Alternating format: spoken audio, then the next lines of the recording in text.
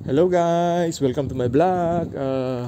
Sasakay po tayo ng bus today, going to Moncton, from Riverview to Moncton. May specific bus stop po ang mga bus dito at bawat kanto or bawat, hindi ko alam kung every 2 kilometers o 1 kilometers, pero hindi po sila pwedeng mag pick up kahit saan sa designated bus stop lang. Hindi rin po sila pwedeng magbaba kahit saan sa designated bus stop lang.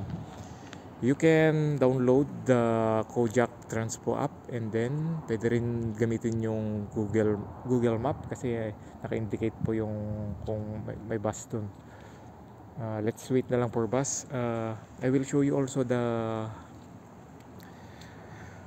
Google Map. Yung Kojak application binura ko na kasi minsan delay, kaya mas accurate si Google Maps.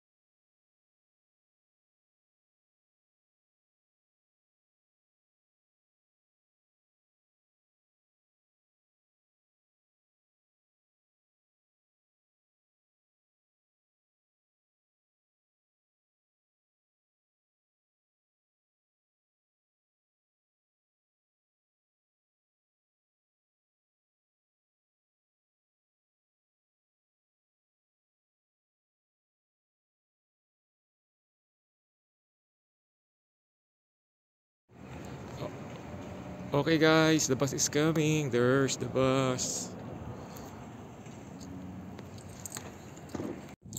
Ang pamasahe pala is $3. 3 Canadian dollars. This one is 2 and the other one is 3. Dito na yung bus. Tapos nasakay na po ako. Punta ako ng Moncton.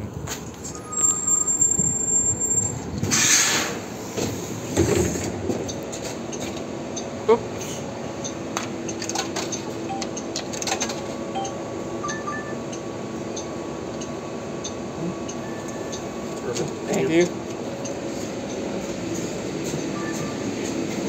Oh guys,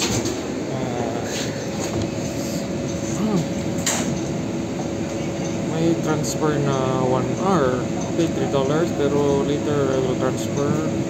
Paano transfer? Okay, nakasakay na po ako ng bus 9:43, around 10:10 I will arrive in Moncton. See you later guys.